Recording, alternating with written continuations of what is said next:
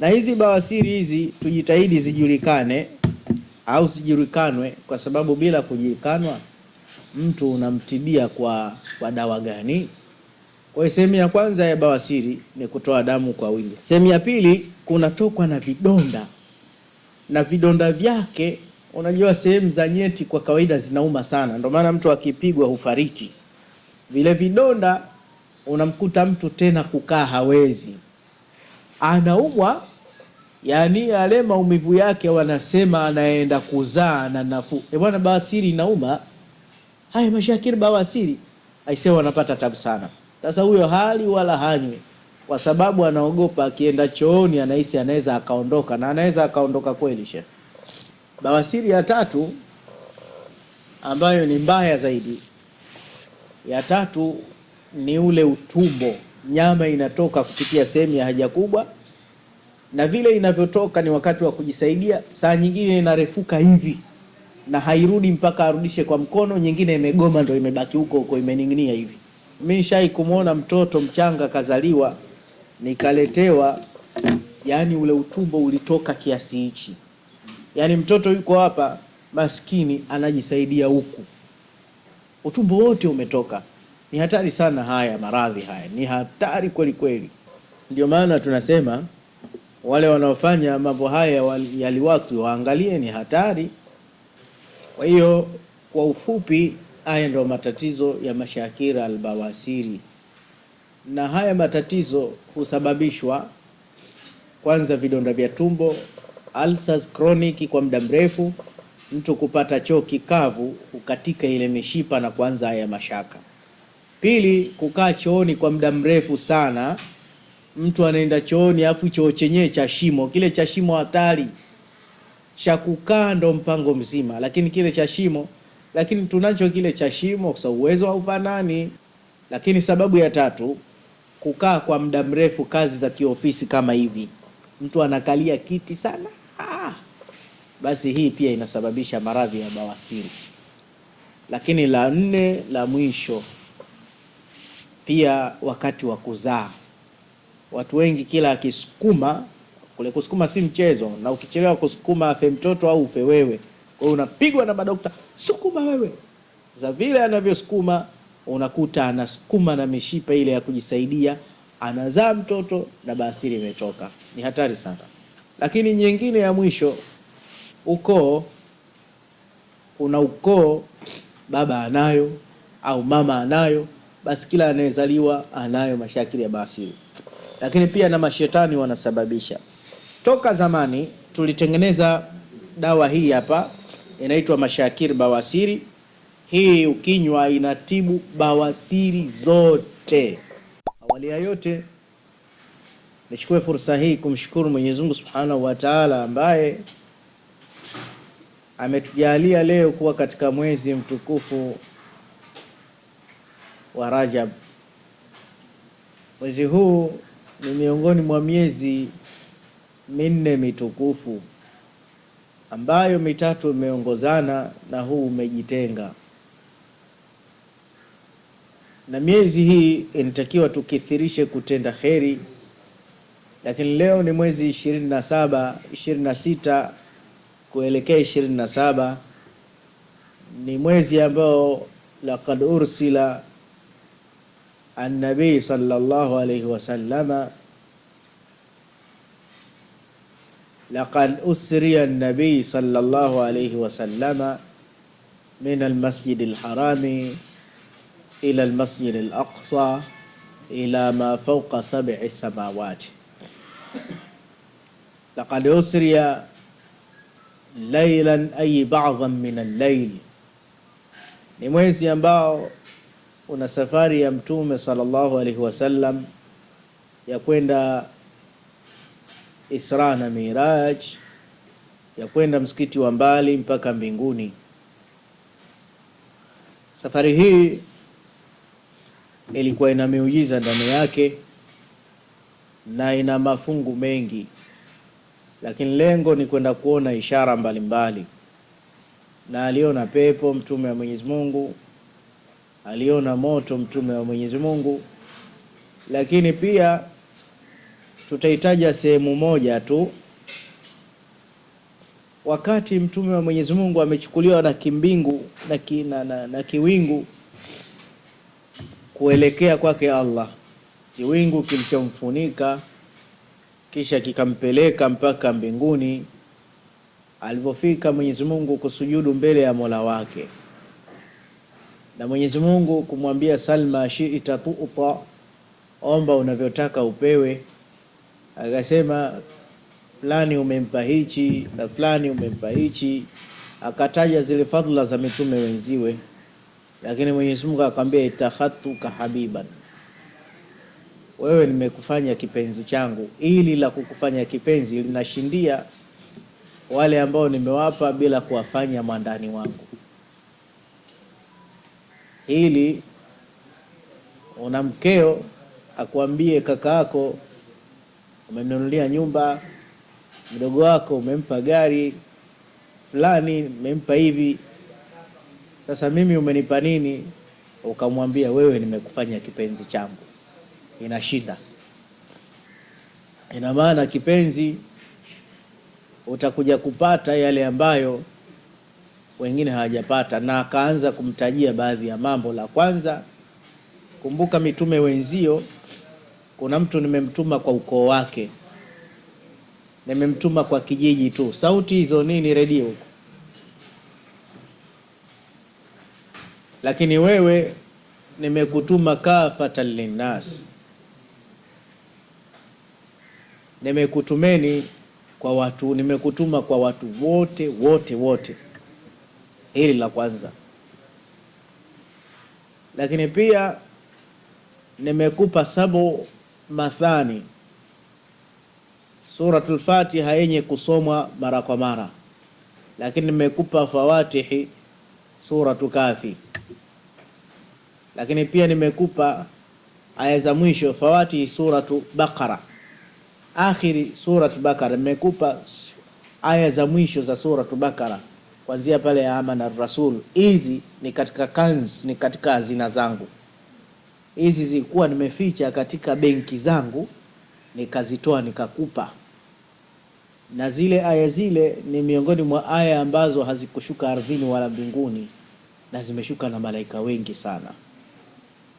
Katika aya 6 ambazo hazikutemka ardhini wala mbinguni, na hizi hapa zilikuwa katika maficho yangu, benki yangu, nikakupa wewe Mtume sallallahu alaihi wasallam.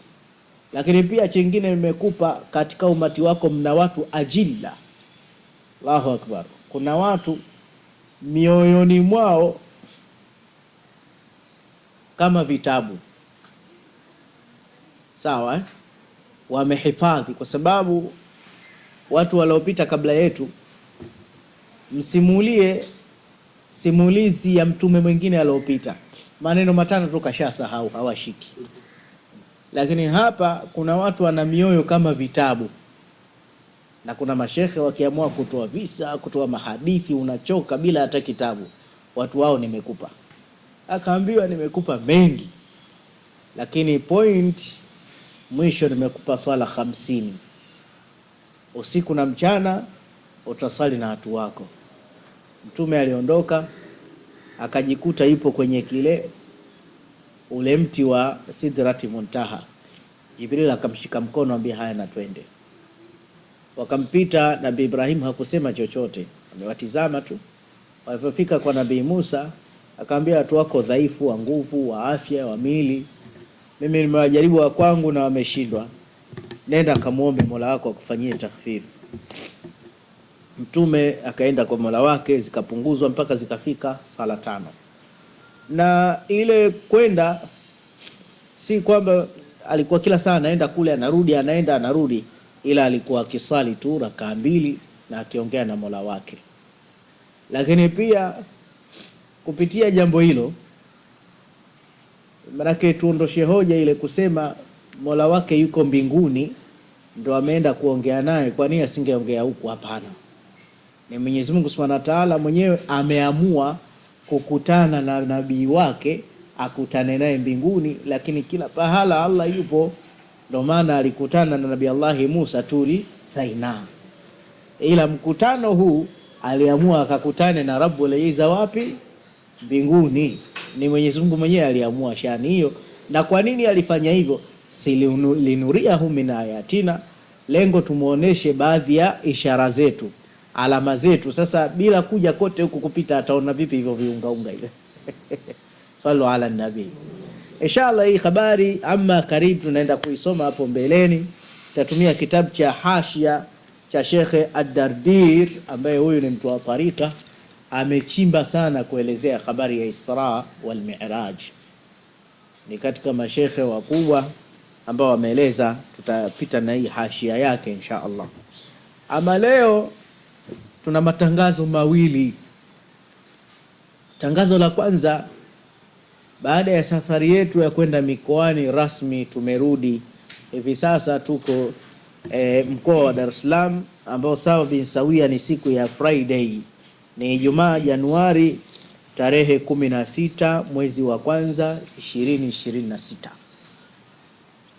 Tumerudi kuendelea na tiba zetu, kuendelea na dua zetu. Kwa hiyo wale ambao walikuwa hawataki mpaka mwenyewe nirudi, nisharudi. Tangazo la pili, tuna dawa mpya ambazo tutakatuziarifishe mbele yenu. Kuna maradhi yanaitwa kidonda cha ndani. Haya maradhi kitaalamu yanaitwa hemorrhoid.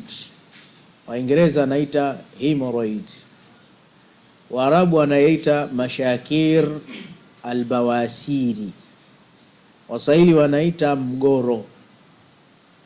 Maradhi ya bawasiri yanasababishwa na vitu vingi sana, na watu hujua bawasiri ni moja, lakini bawasiri si moja. Maradhi ya bawasiri yanqasimu ila 3 aqsamin au yanqasimu min aqsamin kathira.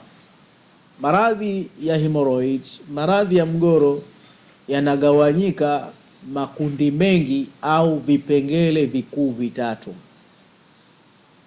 Maradhi haya ni maradhi hatari, kwa sababu yanaweza kumpelekea mtu kupata mradhu saratani. Mtu anaweza akapata saratani, akapata kensa, wali'iyadhu billah. Maradhi haya yanasababisha mtu kupata maumivu makali, na maradhi haya ya al-asafi yanatoka sehemu nyeti, sehemu ya nyuma. Kwa hiyo ni maradhi kwanza ya aibu, na ni maradhi mabaya, na ni maradhi yana maumivu makali sana. Maradhi ya bawasiri, kabla kueleza sababu za bawasiri ni nini, maradhi haya yako njia tatu. Njia ya kwanza, kuna maradhi ya bawasiri ambayo yani mtu hapo alipo anakuwa tu anatokwa na damu nyingi. Shika simu. Yani mtu hapo alipo damu nyingi inamtoka. Nilikutana na dereva mmoja anaendesha roli, ananiambia, shekhe bwana, nifanyieni Mungu, niombeeni Mungu namnitibie, kwa sababu na breed, maana kubreed ni kumwaga, utafikiri mwanamke au zaidi ya mwanamke. Maana akikaa kwenye siti yake ya gari, akitoka anakamua damu nyingi sana inamtoka. Kwa hiyo kuna maradhi ya bawasiri, sehemu ya haja kubwa inamwaga damu kama yote. Ni hatari sana, na mtu anashindwa kuelewa. Lete tu shekhe, nafanya vipi? Sasa kupitia muktadha huo, lete tu kupitia muktadha huo, hiyo ni habari kubwa ambayo itakayomshughulisha sana. Kwa hiyo sehemu ya mwanzo ni mtu anamwaga damu tu, damu inamtoka. Na hizi bawasiri hizi tujitahidi zijulikane au zijulikanwe, kwa sababu bila kujulikanwa mtu unamtibia kwa dawa gani? Kwa hiyo sehemu ya kwanza ya bawasiri ni kutoa damu kwa wingi. Sehemu ya pili ni sehemu ile ya haja inatoa vidonda, vinaota saa nyingine vipele vigumu kama visunzua, au kuna katika kuna kuwa na vidonda kiasi ambacho alhamdulillah rabbil alamin, yahdikumullahu yuslih balakum. Sehemu ya pili, kunatokwa na vidonda, na vidonda vyake, unajua sehemu za nyeti kwa kawaida zinauma sana, ndio maana mtu akipigwa hufariki. Vile vidonda unamkuta mtu tena kukaa hawezi. Unaona namna mimi nilivyokaa, utamkuta mtu ndani ya daladala anapata tabu kukaa, unamkuta mtu mara kae hivi, yani hawana raha. Wale wanaoumwa wananielewa sana nikisema hii kitu.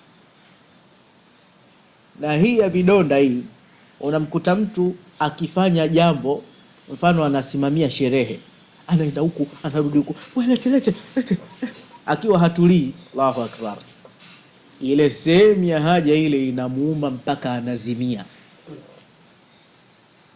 anaumwa. Yani yale maumivu yake wanasema anaenda kuzaa na nafuu. Bwana, bawasiri inauma. Haya mashakiri bawasiri aisee, wanapata tabu sana. Mpaka nina rafiki yangu waga akianza kufanya kazi ile bawasiri ikianza kutoka, anaita ndugu zake wote, anaandika usia, yani anajua anakufa kila dakika, manake yale maumivu yake. Kwanza kusema uwezi, shekhe vipi, yani kama ndo amefumba hivi, yani hapo unahesabia masaa mawili. Sasa huyo hali wala hanywe, kwa sababu anaogopa akienda chooni anahisi anaweza akaondoka, na anaweza akaondoka kweli. Shekhe, bawasiri ya tatu ambayo ni mbaya zaidi, ya tatu ni ule utumbo. Nyama inatoka kupitia sehemu ya haja kubwa, na vile inavyotoka ni wakati wa kujisaidia, saa nyingine inarefuka hivi na hairudi mpaka arudishe kwa mkono, nyingine imegoma ndio imebaki huko huko imening'inia hivi. Yani mtu anaweza akawa amening'inia kama hii maiki kiasi hiki cha utumbo. Mimi shai kumuona mtoto mchanga kazaliwa, nikaletewa, yani ule utumbo ulitoka kiasi hichi. Yani mtoto yuko hapa maskini anajisaidia huku, utumbo wote umetoka. Ni hatari sana haya maradhi haya, ni hatari kweli kweli, ni hatari, tena hatari iliyokuwa kubwa kabisa. Ndio maana tunasema wale wanaofanya mambo haya yaliwatu waangalie, ni hatari kwa sababu aslul ashiya ibah, asili ya vitu ni halali, lakini vikiwa vina madhara ni haramu. Kwa hiyo tendo hili kama unajihusisha, lakini ushacheza na madaktari kujua afya yake, unaweza ukamfumua mtu bawasiri ikawa tena ndo balaa kubwa na kutiana dhiki na kadhalika. Sasa basi, kwa hiyo kwa ufupi, haya ndio matatizo ya mashakira albawasiri. Na haya matatizo husababishwa kwanza vidonda vya tumbo, ulcers chronic kwa muda mrefu, mtu kupata choo kikavu, kukatika ile mishipa na kuanza haya mashaka. Pili, kukaa chooni kwa muda mrefu sana, mtu anaenda chooni afu choo chenyewe cha shimo, kile cha shimo hatari, cha kukaa ndo mpango mzima, lakini kile cha shimo, lakini tunacho kile cha shimo kwa uwezo haufanani. Unakuta lile la kukaa sijui ni 12,000 sinki, hichi cha kukalia hichi unaambiwa 60,000. Utazitoa wapi? Utaambiwa 120,000 mpaka 1nusu, 200,000 lile la kukalia. Sasa unamkuta mtu yuko na choo kigumu, kala visamvu maskini, anakula bila kuchagua, kapiga miogo yake, ugali wa dona, choo kikavu na choo cha shimo, na anakwenda kujikamua sawa sawa, mwisho anapata maradhi ya mgoro. Lakini sababu ya tatu, kukaa kwa muda mrefu kazi za kiofisi kama hivi, mtu anakalia kiti sana, basi hii pia inasababisha maradhi ya bawasiri. Lakini la nne, la mwisho, pia wakati wa kuzaa. Watu wengi kila akisukuma, kule kusukuma si mchezo, na ukichelewa kusukuma afe mtoto au ufe wewe. Kwa hiyo unapigwa na madokta, sukuma wewe. Za vile anavyosukuma, unakuta anasukuma na mishipa ile ya kujisaidia, anazaa mtoto na bawasiri imetoka. Ni hatari sana, mpaka madaktari wanaingiza vitu fulani fulani ili kusiendelee, maana ni balaa kubwa sana. Lakini nyingine ya mwisho, ukoo. Kuna ukoo baba anayo au mama anayo, basi kila anayezaliwa anayo mashakili ya bawasiri. Lakini pia na mashetani wanasababisha. Toka zamani tulitengeneza dawa hii hapa, inaitwa mashakir bawasiri. Hii ukinywa inatibu bawasiri zote, pamoja na haya mafuta unapaka. Kwa kweli imefanya kazi vizuri sana, na mpaka sasa hivi bado tunaitarajia kuendelea kufanya vizuri. Lakini inshallah, kwa sababu sisi ni watu wa bahthi na tafiti za kila leo, tumepata vitu vingine amazing sana. Tumepata vitu vizuri mno. Tukiwa tunaendelea,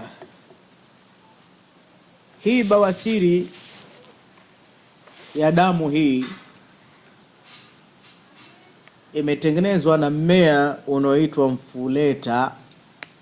Huu mfuleta pamoja na asali, yaani mmea huu ukiuchanganya na asali, hata yule mtu anayeharisha damu one time inaisha hayo mashaka yake. Kwa hiyo tumemtengenezea mtu dawa inayoitwa mashakir bawasiri shurbia. Mashakir bawasiri shurbia ni dawa mzuri kwa yule mtu ambaye kwa kweli anatokwa na damu sana katika maradhi ya bawasiri na amejitibisha kwa muda mrefu. Kwa hiyo akipata mfuleta pamoja na asali na baadhi ya vitu vilivyochanganywa, insha Allah biidhnillah atapoa. Kwa hiyo dawa hii hapa ya kwanza.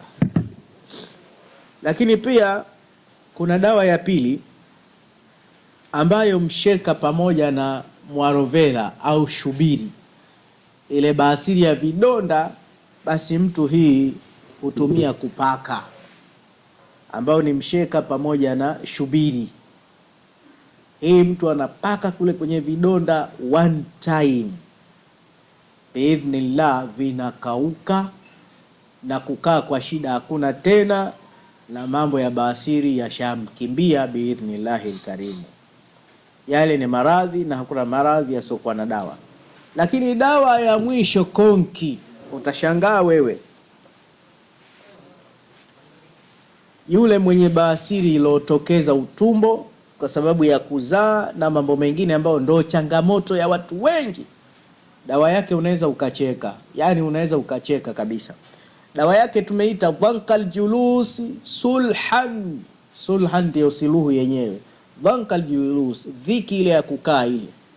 Hii dawa yake, kuna majongoo fulani wanachenza vilinge au konokono, totos, Mr. Totos, Mr. Chawote tulikuwa tumeita shuleni. Ina maana masala haya yalivyo, konokono ni mdudu mwenye kutia kinyaa, lakini ni dawa ya mambo mengi watu hawajui. Mtu mwenye anashirun, mtu mwenye matangotango au mba,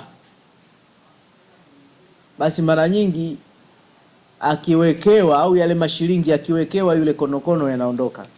Na kuna mafuta yametengenezwa, sijui ni nchi gani imetengeneza haya, wanaotumia kina mama wengi unakuta yamechorwa picha za konokono, kwa sababu konokono yasababisha kuifanya ngozi kuwa softi kwa one time. Sasa basi yule konokono, lile jumba lake limesagwa likatoa unga kama huu. Huu unga unachukuliwa, ule utumbo uliotokeza mtu anamimina kidogo tu, yani inakimbia kama yule konokono ukimgusa anavyokimbia kurudi kwenye jumba lake. Sallu ala nabii. Yani one time anarudi ndani, anajificha na ule utumbo, manake ule utumbo unaoning'inia, au kwa lugha fupi nyama inaoning'inia. Kwa kweli nyama ile ina taklifu, kwa sababu kwanza inauma sana, lakini wakati wa pili, kama ni watu wa faragha, wanandoa, basi yule mwenzio anakuwa ana haya, kwa sababu kule ya kuonekani vizuri na hapendezi maumbile yale yakiwa vile. Kwa hiyo ili kuto kumtoa haya, kinachotakiwa ni kufukuza ule utumbo, kwa sababu saa nyingine watu wanajitahidi kufanya operesheni, inaenda kukatwa afu inarudi tena, inakatwa inarudi tena. Sasa kuepusha haya mashaka, chukua dawa hii, unapaka kidogo, unanyunyiza kidogo tu, utanishukuru sana biidhnillahi alkarim. Kwa hiyo kile kiringe cha jongoo na majumba ya konokono yamesagwa vizuri na baadhi ya vitu vimechanganywa, umepatikana usembe huu ajabu. Kwa hiyo leo tumepata dawa mpya ambayo ya kwanza inaitwa Mashakir Bawasiri Shurbia kwa ajili ya kunywa na kwa ajili ya bawasiri inaodondosha damu tu, lakini pia tukaona Waakan Shadidan Elbawasiri, maradhi makali ya bawasiri ambayo ni mtu kutokwa na vidonda ambao msheka na shubiri vimemixiwa ndani, mtu anachanganya pale. Lakini dawa yetu ya tatu ya leo tumeona ni Dhankal Julus Sulhiyan, ni hii dawa au sulhan, ni hii dawa ya Dhankal Julus, tabu ya kukaa kwa kushuka ule utumbo na kadhalika, ambao ni majumba ya konokono na vilinge na baadhi ya vitu vilivyochanganywa ndani yake. Kwa hiyo shimeni dawa hizi tatu, ninachokupa rai. So maradhi haya ni maradhi tata, chukua zote, maana zishakuwa 5. Chukua zote, jishughulikie bawasiri. Hii imepata ubora kwa sababu inatibu na ulcers ndani na kulainisha hali ya choo ambayo ndio imekusababisha pia kupata maradhi ya bawasiri. Chengine, fuatilia vizuri vyakula, insha Allahu taala, ilinde afya yako, utakaa vizuri. Hatuna mengi zaidi ya hayo. Tunaomba tuwasiliane kwa namba hizi, popote ulipo tupo, tunaweza tukakutumia dawa hizi zikakufaa biidhnillahi taala, lakini pia tukakuongezea namba zingine hizi,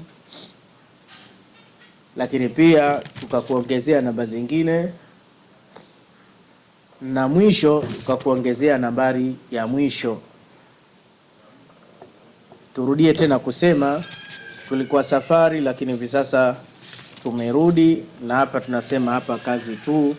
Wassalamu alaikum warahmatullahi wabarakatuh.